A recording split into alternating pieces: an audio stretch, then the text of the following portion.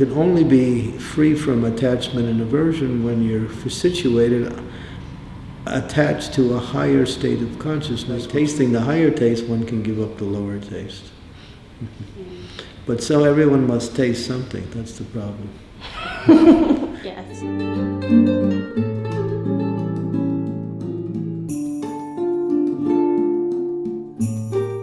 Detachment means I'm not trying to enjoy it, nor am I trying to avoid it.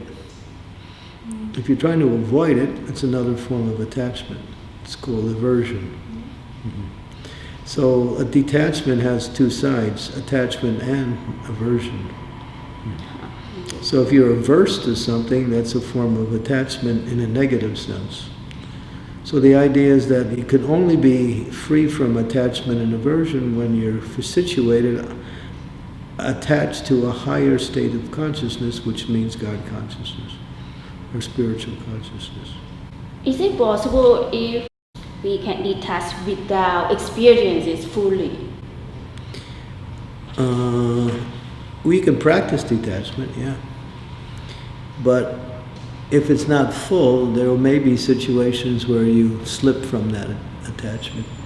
That you may be able to do it just by the power of the intellect. Like, I know I shouldn't be attached to this. I know I shouldn't be averse to this. So I can use my intelligence to try to avoid these things. But the intelligent platform is pretty much okay, but in some situations, when one's deeper attachments may come in front of them, they may slip from that. Attachment sometimes is easier to avoid than aversion. Like, especially for spiritual people, their aversion is so strong. It's kind of like trying to protect themselves, but Yes. because they're not situated on a higher platform, they exhibit that fear and aversion. Yeah. That's a little better than actually, being subjected to the attachment, but at the same time it's another form of attachment. Because detachment has two sides. I'm detached from something, but if you're not attached to something higher, then you're averse to that.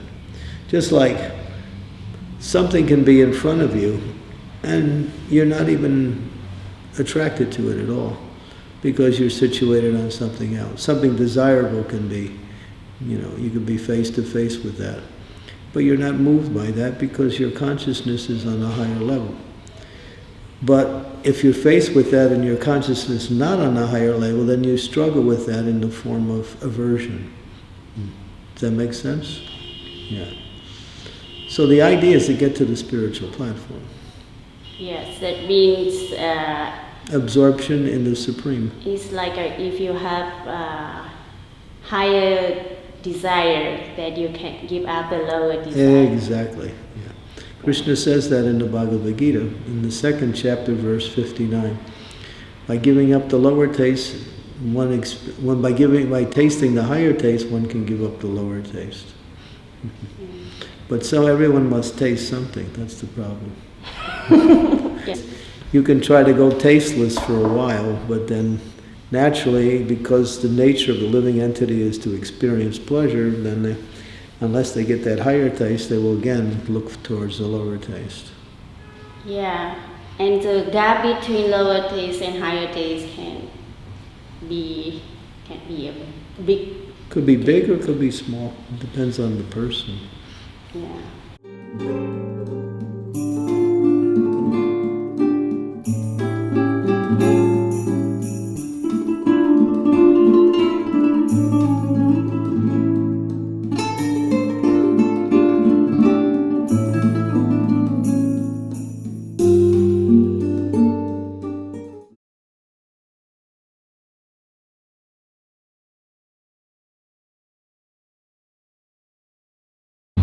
Well, in reference to the place that is windless, that means that the mind is completely peaceful, but at the same time completely aware.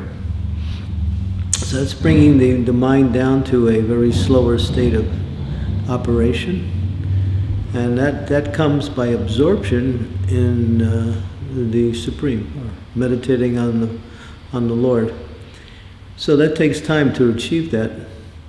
But when that mind has reached that stage, then one has reached the difference between the body and the soul. In other words, they can understand by experience that they are something different than the material body they live in. And at the same time, they're fully aware of the presence of God within either the form of God or the sound of God's name. As we emphasize sound, so we go deeper into meditation through sound vibration. So sound vibration, as it slows down and becomes more absorbing. So in other words, when one chants, one really tries to focus on the sound and hears the sound deeply. And then through that repetition and gradually through absorption, the mind starts to slow down, become focused on that sound itself. And the sound becomes actually the only object of one's awareness at that time.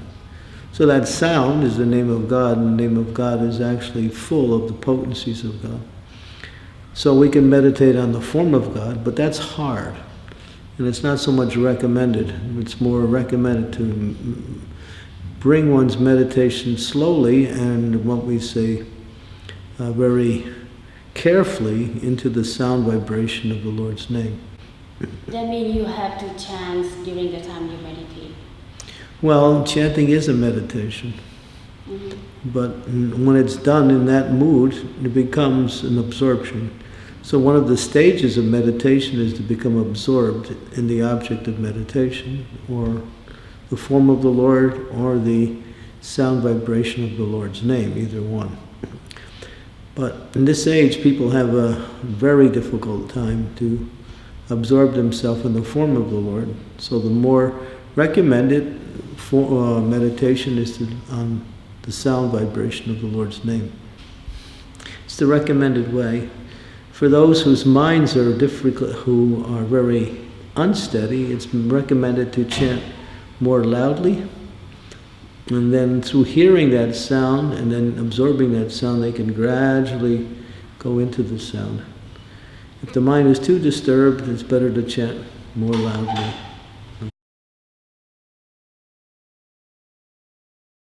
Peaceful and somewhat happy.